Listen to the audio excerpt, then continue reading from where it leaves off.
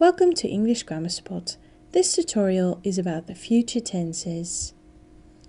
In this lesson I'm going to show you how to form a future tense and when to use a future tense.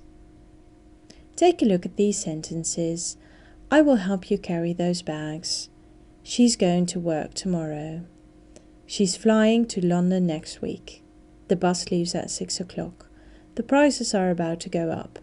And by this time tomorrow he will be lying on the beach. All of these sentences are in the future tense, but as you can see there's quite some variation.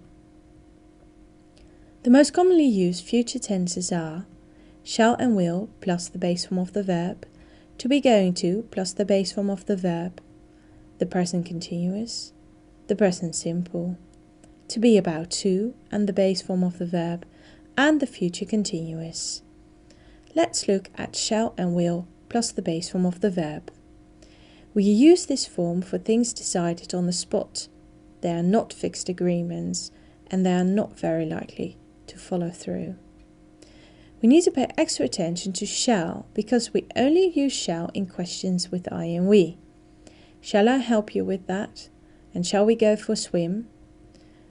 We use will in all other situations. I will take the bus. You will listen to me, we will make dinner, and they will drop by. Let's look at questions with will. Again, we use the base form of the verb. Will he put up his tent? Will she celebrate her birthday? Will you park your bikes in the shed? Let's look at negations with will. We use will and add not, contracting it into won't, and the base form of the verb.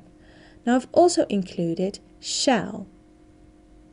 Shall plus not becomes shan't and the base form of the verb, but this form is very old-fashioned, but I thought it would be fun to put it in anyway. Shan't I get sunburned? It's quite Victorian. You won't cross the road, it won't be easy, we won't make the beds, and they won't need a passport. Now let's take a look at that other form, to be plus going to plus the verb. We use this form for fixed plans made for the future. We need to know when it's going to happen, so we need to have some kind of time indication. I'm going to help my brother next week. It is going to rain tomorrow. And we are going to cook dinner tonight. They are going to mark the test in an hour. It's quite likely that these plans will follow through. Let's look at the questions. Am I going to pass my exams this afternoon? Is she going to visit her aunt soon? Are they going to run the marathon next week? And let's have a look at the negations. I'm not going to learn it by heart this evening. He isn't going to buy a new computer on Tuesday. They aren't going to watch the telly this night. Now sometimes we also use a present continuous when talking about the future. We use the present continuous for plans in the very near future. And again, we need to know when they are happening. I'm working this afternoon. He's calling her in the morning. And we are driving down the street any minute now. Sometimes we also use a present simple for the future, especially for fixed schedules. The lesson starts at 8:30. The bus arrives at 10 o'clock. The train departs from platform B. Another form to talk about the future is to use to be about to plus the base form of the verb. We use this form when you are on the verge of doing something. You use this form for something that can happen at any minute from now. The lesson is about to begin. The airplane is about to take off. And they are about to open the department store. A final form is the future continuous.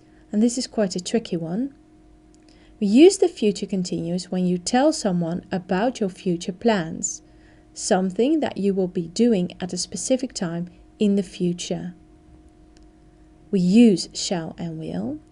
We use the infinitive of the verb to be, or the base form of the verb to be. We use the base form of a regular verb and ing. For example, by this time next year, I will be working at the head office. And no, they can't help you tomorrow. they will be doing their homework.